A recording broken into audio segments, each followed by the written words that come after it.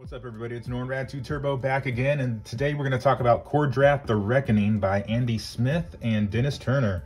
I don't have the whole unboxing because I unboxed this at Christmas time with the rest of my presents, so this was a cool addition to all that. And yeah, I just got done reading it, and I'm going to tell you guys about the story and what I thought of the book itself. We're just going to jump right into it, but before that, you got to check out these prints that came with it.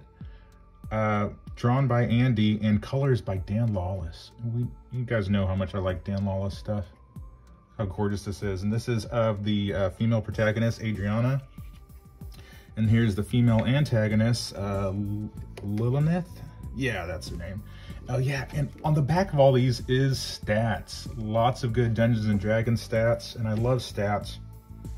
And it tells a little bit about the characters and their special abilities and things like that, and their magic, and it's just so cool, man. I'm so glad they added that. And you got over here, you got KOR-DRATH himself sitting on the throne. That's rad. And you got the bad guy here, the Necro Knight. Oh, that's so cool. Look at those colors, dude. This art, I mean, they just blend so well together. It's fantastic.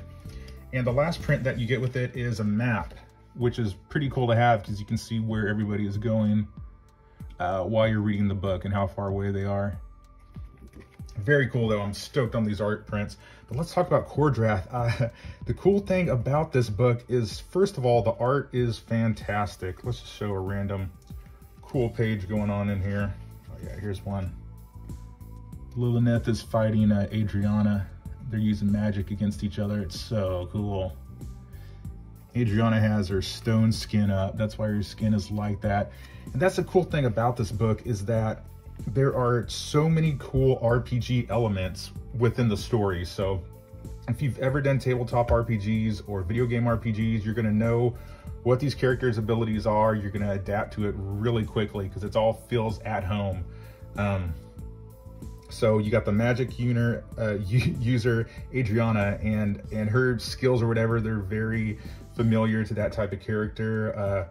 You have KOR-DRATH the barbarian, who's like the tank or whatever, and he can shrug off damage, and he goes into berserker rage. It's just all stuff I love, man. And this book just nails it on every aspect. Oh yeah, and her stone skin, I thought that was so cool. I was like, oh, I love that ability. So that was cool to see that actually on the page itself. But yeah, but the art is fantastic. Andy is so good at character anatomy. All of his dudes are big and buff. All of his chicks are like super hot. Like everything is so well proportioned, and it's like exaggerated enough, and it fits in this world where it's just badass, man. I love it. So fantastic art. I was stoked with that. The story is really cool. It's like a standard, well, I shouldn't say standard, but it's like a Dungeons and Dragons campaign that you're going through. So you're going through with these characters. First it's 2 characters, and then some other characters join up, and you see who they fight, and the antagonist, which is the succubus here, and the Necro Knight. But there's more going on after that, and they're looking for this, I don't want to spoil it too much, but they're looking for a jewel. It's one of the 4 elemental stones that are part of this world, and they each have powers and properties. But it's so cool how it works it into the story. And when the characters, like, you are with the characters when they find out this information also. So as they're finding it out, you're finding it out also.